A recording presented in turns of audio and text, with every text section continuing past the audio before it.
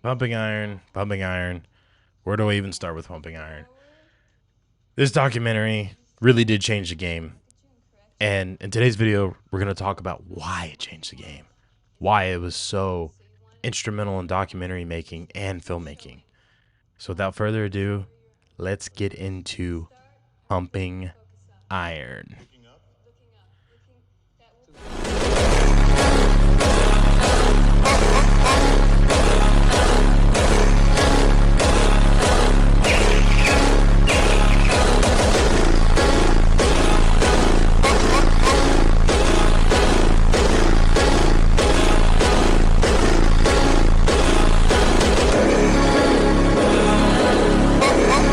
The cool thing about Pumping Iron is it wasn't just a film about bodybuilders.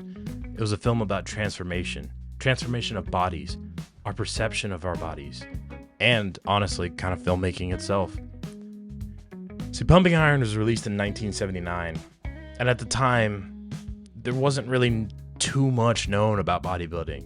It existed, it was something that was around, but the perception of bodybuilders was kind of a weird one, right? It wasn't something that was really respected in today's, kind of, or I guess at the time's atmosphere.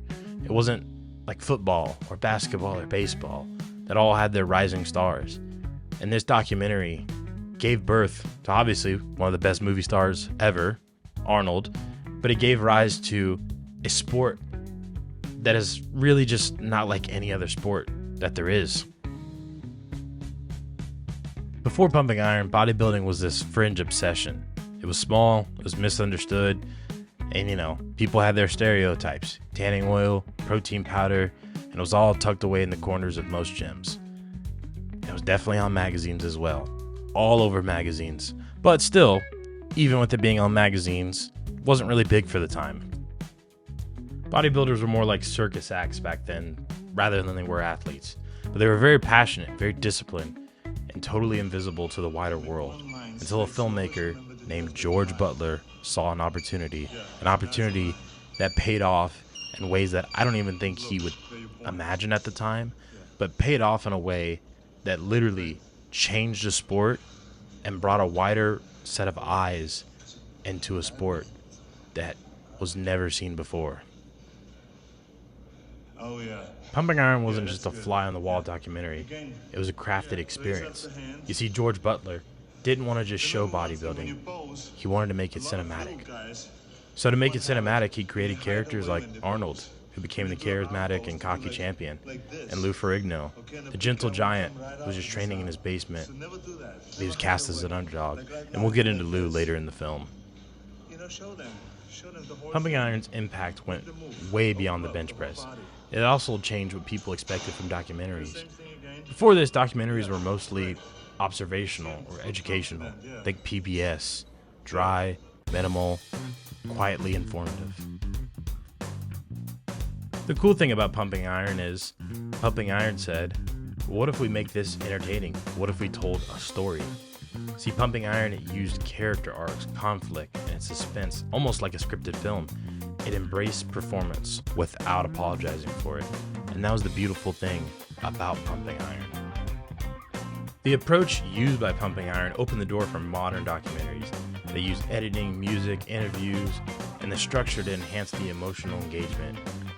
Even when the reality is a little bent, because as true as this documentary is, it is a little bent in certain places.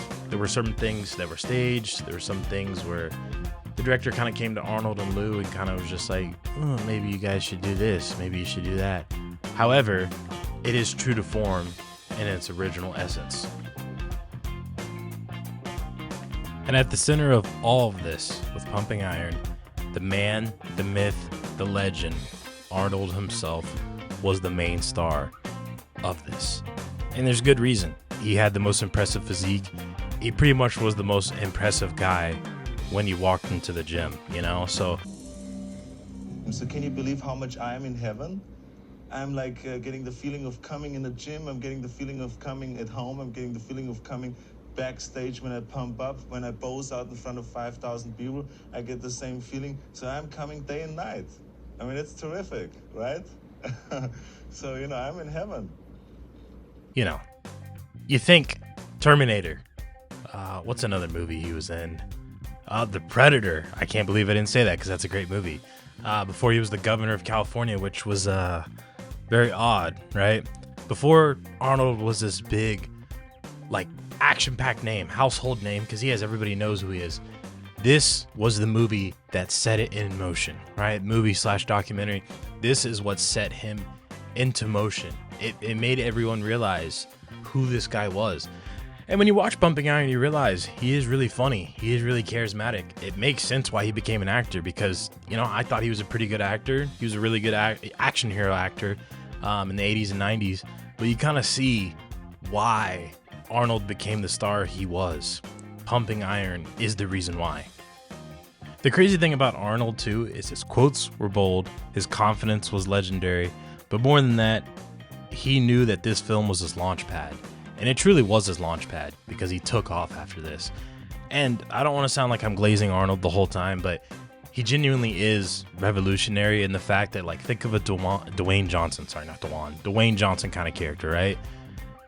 Dwayne Johnson really wouldn't exist in the way he does if it wasn't for a guy like Arnold. There are a lot of action superstars that wouldn't really exist in the way they are today without a character like Arnold, without a person like Arnold. Another truly awesome thing about Pumping Iron is that after this film came out and Arnold kind of soared in public popularity, memberships in gyms soared. Protein powder sales were spiked and all kind of protein powder brands came out of this. And suddenly, lifting weights wasn't weird. It was inspirational. Being muscular became a goal for millions, not just something that was kind of weird and fringe. It's now something, as the 80s and 90s, 2000s, and even today progressed, lifting weights is something that's cool now, and I really, really, really love that. In my personal opinion, the coolest thing about Pumping Iron is that it gave documentaries a heart, a soul. Most documentaries prior to Pumping Iron, in my opinion, didn't really go into a deep dive of subcultures, right? And the coolest thing about Pumping Iron is it shows a subculture of people who are all essentially brothers. It is a brotherhood in the gym. Anybody who's worked out kind of knows that, unless you're working out by yourself. But if you have a group of people you're working out with, it is one of the coolest male bonding experiences you'll ever have. And Pumping Iron really, really showed the soul of that. Not only that, it showed how charismatic some of these guys are, how cool some of these guys are. And it really lifted a subculture into the mainstream.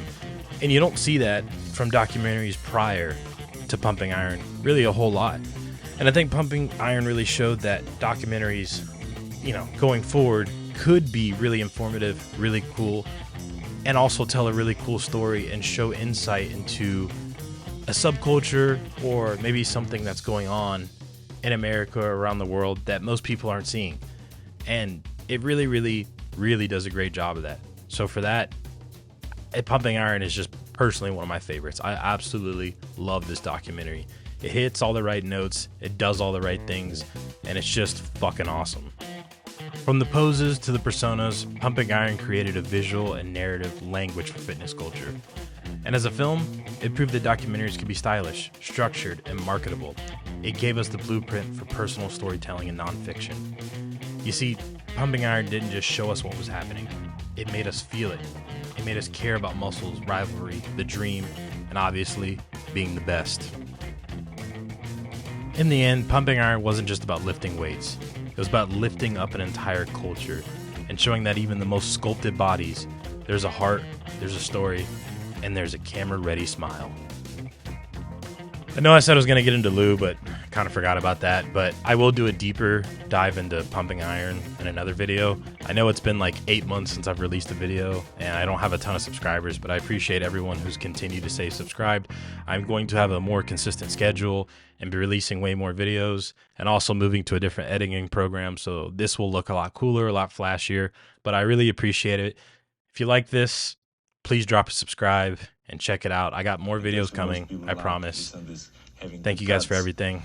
The guts to go in and just say I go through and I don't care what happens. It aches, and if I fall down, I have no fear of fainting in the gym, because I know it could happen. I threw up many times while I was working out, but it doesn't matter, because it's all worth it.